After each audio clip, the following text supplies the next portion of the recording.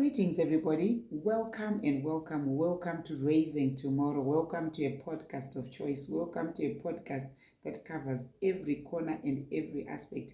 A podcast that leaves no stone unturned.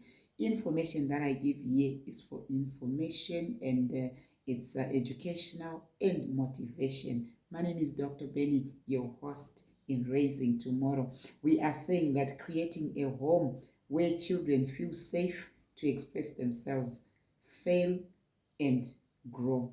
Your children, they're going to express themselves so that they don't fail, but they will grow. So we want parents that are here or that are ready to be real parents. So when they are real parents, they are going to help their children to do well. In our last episode, we talked about the power of present parenting, right?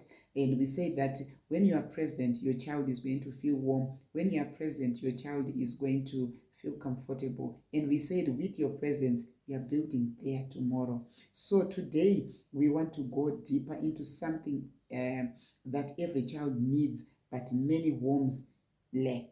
What is this? Emotional safety, right? A safe home is not just a place to sleep.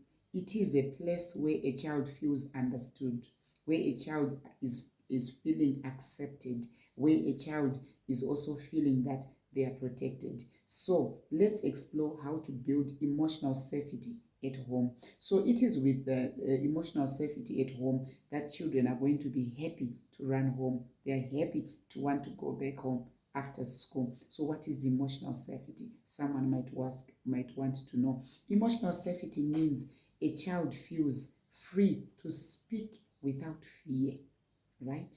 They want to speak without fear. They are able to make mistakes without humiliation, right? And also they share feelings without being ignored. So when they are sharing their feelings, people are not ignoring them, but people around are listening. When emotional safety is missing, children will learn to hide their emotions. They'll start to hide. And when they are hiding, it becomes dangerous.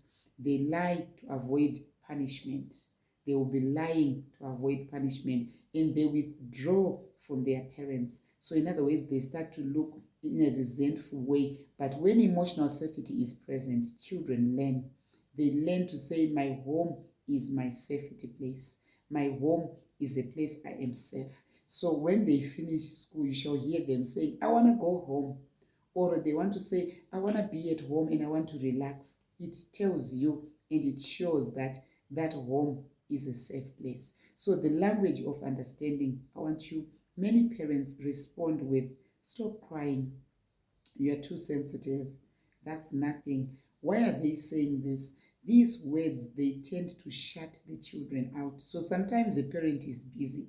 So instead of them to strike a balance between what their child is asking for and what their child needs, they tend to say words that are going to shut the children out.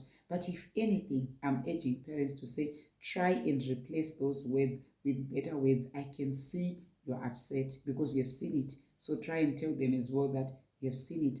Tell me what happened. What is it that happened? Is it at school? Is it with your friends? Is it after school? What is it? Your feelings matter. So we need to understand what they are processing. When we know what they are processing, then it becomes easy to help them. So when parents validate feelings, children learn emotional intelligence, a skill which is more powerful than IQ. Did you know that?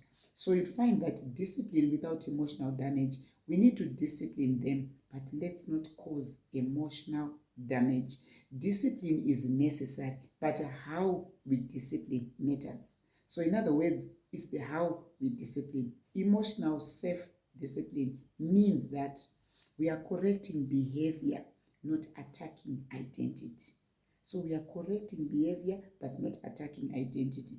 Saying what you did was wrong, not you are useless. So in other words, we are mentioning where it is wrong. We are mentioning where they've gone wrong. So explaining consequences instead of shouting insults. So in other words, you need to explain that a child must understand that what I'm doing has got consequences. And these consequences, I must ensure that I don't fall into them, because if I fall into them, therefore it's no longer good.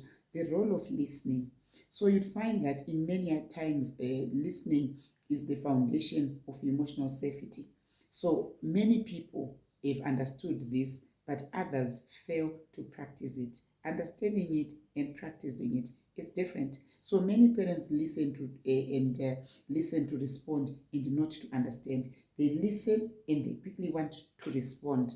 So after listening, they haven't even processed what the child was saying, but they already have a prepared answer. It's not good. Try this. Let your child finish speaking. Allow them to speak so that you understand them. Even you, when you are speaking, they must also allow you to speak so that both of you are giving each other a reciprocal attention. So don't interrupt. When they are saying whatever they are saying, don't interrupt them. Listen to them and let's hear what they want to say. Don't judge too quickly because they've said something. If you quickly judge what's going to happen, you'll have shut them out. So sometimes children don't need solutions. They just need someone who listens. So in ordinary life, us as adults, we don't need solutions from someone. We just want someone to listen to us. After when they listen, then we say, I think we feel better.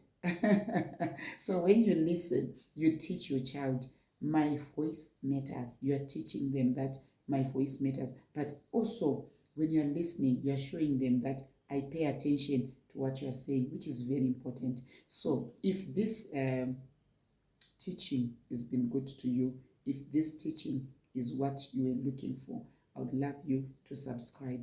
Don't pass it. Subscribe. Turn on the notification button so that when I post something else again, you are able to hear that or to understand that I've posted something, or to just be reminded that something has been posted. So I want you to know that parents, us as parents and any other parent, let's remember, a child who feels emotionally safe at home becomes emotionally strong in the world. So those are the children that are strong. Those are the children that are showing strength. Your home can be a place of fear if you're not careful, a place of freedom. That's how it's supposed to be.